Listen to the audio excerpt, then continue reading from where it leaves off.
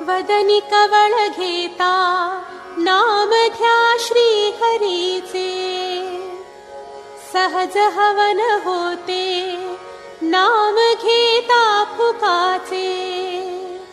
जीवन करी जीवित्वा अन्न हे पूर्ण ब्रह्म, उदर भरण नोहे जाणीजे यज्ञ कर्म. जनी भोजनी नाम वाचे वदावे, अति आदरे गद्य घोषे म्हणावे.